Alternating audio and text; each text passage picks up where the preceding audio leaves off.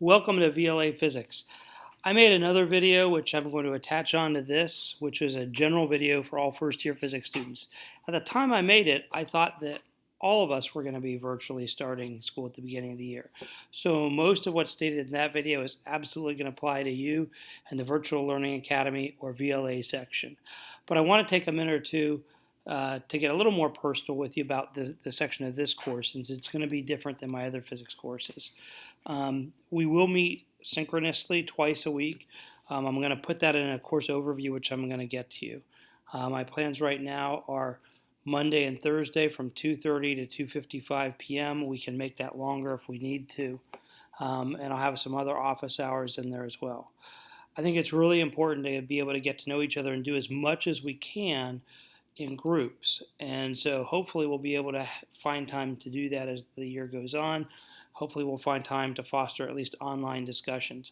I want you to understand whatever your reasons for taking the VLA course, and there can be a lot of them.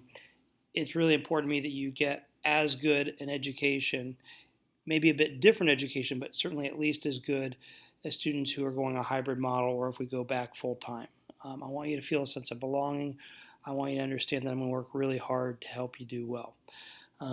The other thing is, quite frankly, I think that this is an opportunity for us and for me to instruct in a little bit different way than I have before, and for you to grow as learners and to become a little bit more independent. So I'm going to work really hard to help make it a great year for you. There's going to be the rest of this video and then a course overview handout, which is going to be really important for you to look at. The other thing is, my plan is within the first week or so of school, I'm going to somehow get a bag of lab goodies to you that you paid for with your lab fees to make it a comparable course. And whether or not that's asking you to pick it up at the high school at some point or whether I go around and drop them off at each of your homes doesn't matter to me. I just want to make sure you have the same opportunities as everyone else. Anyhow, take care, and we're going to have a great year. Hi, I'm Doug Forrest. I'm going to be your physics teacher this year.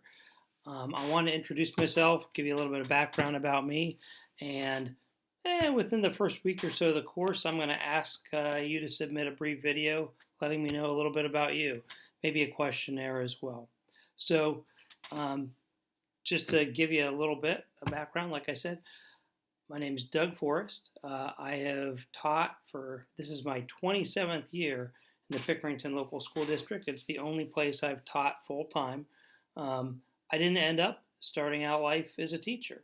So I never thought I'd be a teacher until actually a couple years after I graduated college. My undergraduate degree is in molecular genetics, and I worked for a couple years down at a research lab at University of Cincinnati. One of the things about that I didn't like is the lack of interactions with people. The best part of that job that I had for the couple years I had it was actually training incoming graduate students on how to use certain types of equipment and procedures and things like that. So that was really got me thinking about teaching. So I went back, I got my teaching license, and I started teaching in Pickerington way back in the day. I may have had some of your parents, so back in 1994. So after I've been teaching, though, I also worked for about 20 years part-time as a lab technician or as a research microbiologist. So I did that on weekends and in the summers. I think that's actually kind of important because I'll be honest with you, I think a lot of science as it's been taught is not really focused on what's important. And a huge part of understanding science is filtering out what's important from all the rest of the crap. And I can tell you, having worked over 20 years as a scientist, there are some things that are really important which aren't stressed enough. And there are things which we do in science classes in school which are very unrealistic. And I'm going to try to teach you the way that I think would allow you to think scientifically for the rest of your life and understand how science works as best we can. So that's pretty cool. A little bit about my background. I have had season tickets to the Cleveland Browns. Oh my God. I can't do that with the glasses on.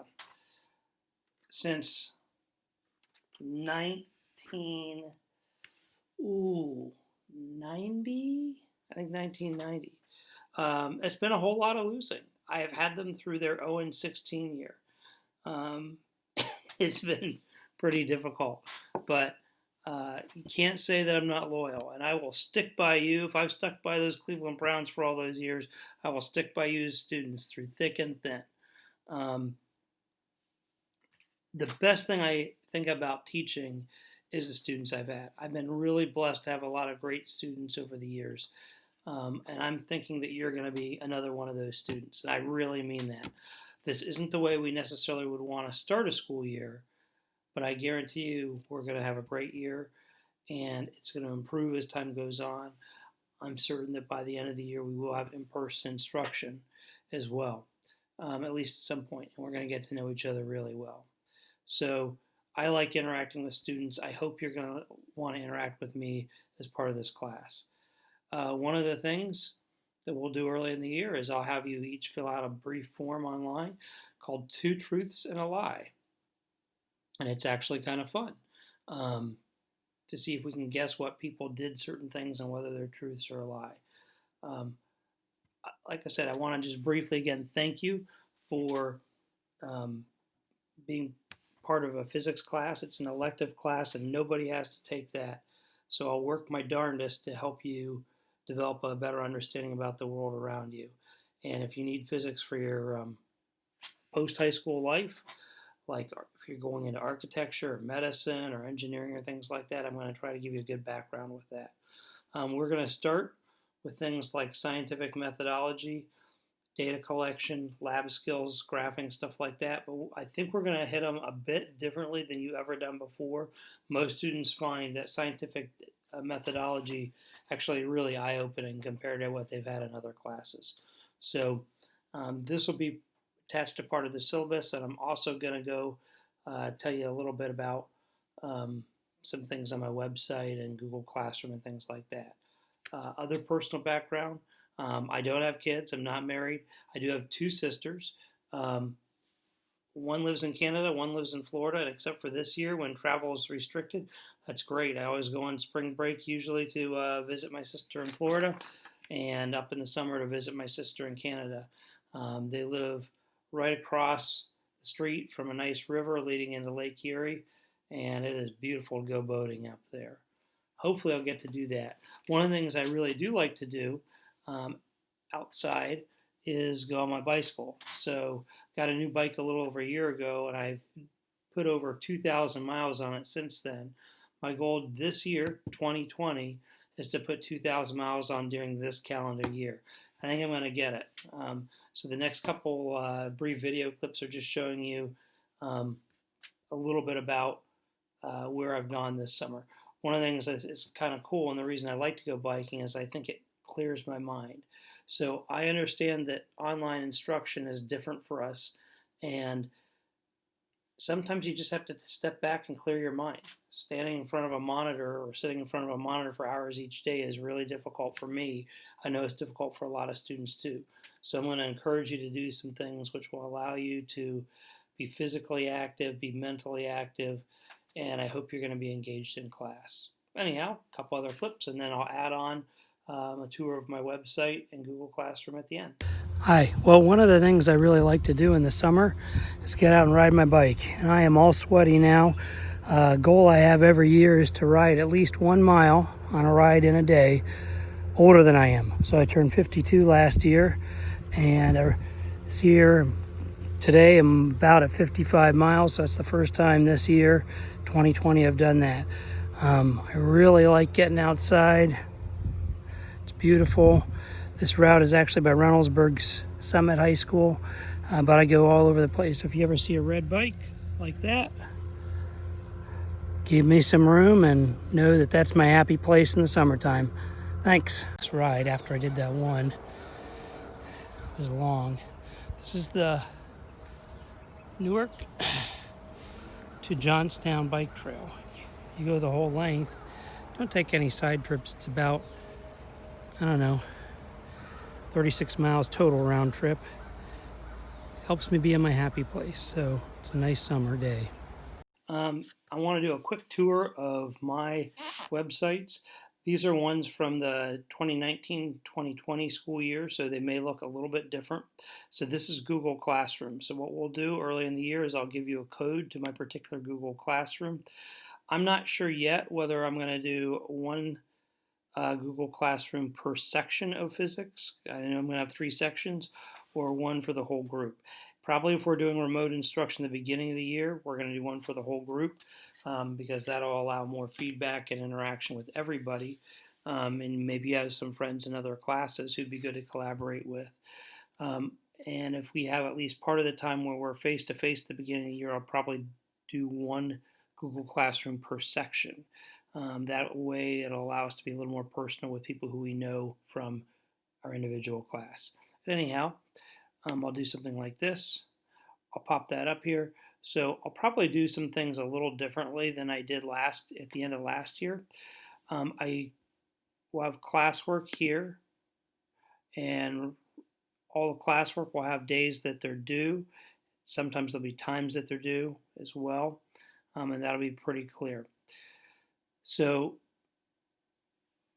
in the stream itself, I'll put usually a weekly syllabus on. I'll put videos on of me if I'm doing a tutorial or things like that. I usually will put sometimes prompt questions from labs and hopefully prompt a discussion where people can reply in the Google Stream, something like that. So remember, you can reply here or post things that will allow you to talk to the whole class, or you could have a private comment where you ask just me things. Another place that we'll go is Remind, and we'll be using that as well this year. So early on, I'm going to give you a code to sign up, and I don't know why that's being that way. So it'll probably be physics here, and again, there'll be a code. It's usually really easy to join. Most people have it pushed to their phone, so that way, either if you've got the app on the phone, you'll get notifications, or if you just have the app push notifications to your text, you don't even need the app. And there's different ways to show people how to join and things like that. And I'll give you an electronic handout, something like that. So that should be pretty easy to use. It's great because I can either communicate with you as a whole class, a smaller group of people, or as individuals. So these are some people from last year who are on here. Next, if we do standards-based grading, you're going to want to know how to access that. So we'll be using something called SBG Book. And if you type that in, it's the first thing will pop up here. And I will give you a code to use and get you initially logged into that. But that'll happen after our discussion on grading, assuming that you do want to use standards-based grades. My instinct is you probably will, because that's something that people have wanted to do the last 2 years. And the first year especially, I was really skeptical. Students liked it. Both years I've used it, so it's getting better and better. Finally, since parents can't access Google Classroom, I'm going to also put a fair amount of my information on my website. This is what I used actually last year a lot until the shutdown.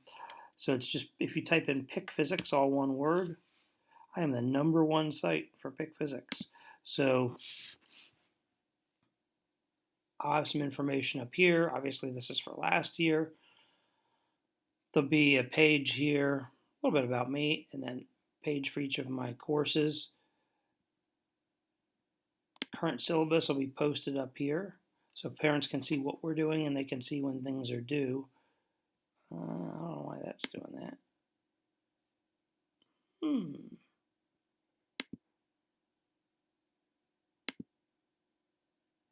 Okay, there's that. Well, I will have to look at that. I have files here.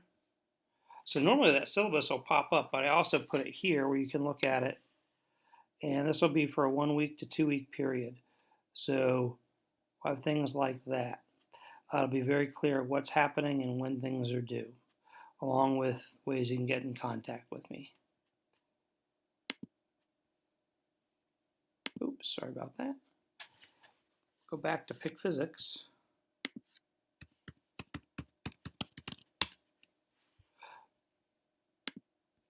The other thing we can do with that, I have some screencasts here. So this also are places where I have the videos of either review sessions or instructions, tutorials, things like that, homework solutions. Usually students find that really useful. And then finally, there'll be a link to the physics classroom under here, which is our main online resource. So hopefully you find that fairly useful. Like I say, the big things are going to be Google Classroom and my website. For those of you in my class as students, it'll be Google Classroom. The parents can't access that, so it'll be my website. So I'm going to quit out of that, and I'm going to quit out of that.